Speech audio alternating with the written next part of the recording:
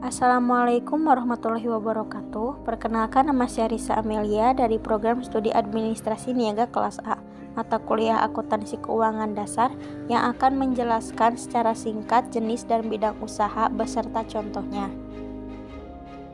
Yang pertama ada perusahaan dagang. Perusahaan dagang adalah perusahaan yang membeli barang jadi dan langsung menjualnya tanpa mengolah barang tersebut. Contohnya pedagang kelontongan yang hanya menjual barang jadi tanpa harus mengolah kembali. Yang kedua ada perusahaan jasa. Perusahaan jasa adalah perusahaan yang kegiatannya hanya menjual jasa. Contohnya adalah Gojek. Mereka hanya menjual jasa seperti mengantar penumpang atau mengantar makanan sampai tujuan.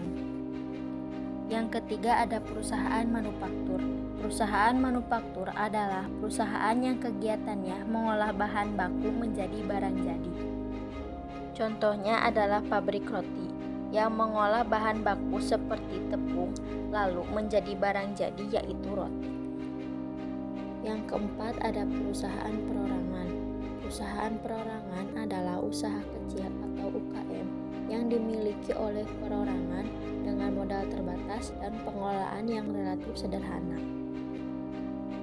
Contohnya adalah rumah makan. Dia hanya menjual makanan dengan modal sendiri dan pengelolaannya diatur oleh sendiri. Yang kelima ada perusahaan firma.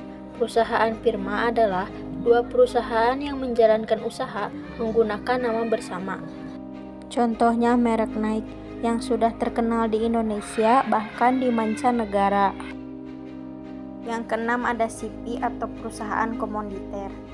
Adalah suatu bentuk badan usaha yang didirikan oleh dua orang atau lebih, sebagian memiliki tanggung jawab yang tak terbatas atau sekutu aktif, sebagian lagi memiliki tanggung jawab yang terbatas atau sekutu diam.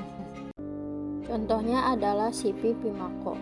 CP Pimako yang bergerak di sektor instruksi atau sebagai kontraktor. Yang ketujuh ada PT. PT adalah badan usaha yang didirikan berdasarkan aturan Indonesia yang diatur dalam undang-undang dan modalnya berupa saham. Contohnya ada PT Pertamina. Yang kedelapan ada perusahaan daerah.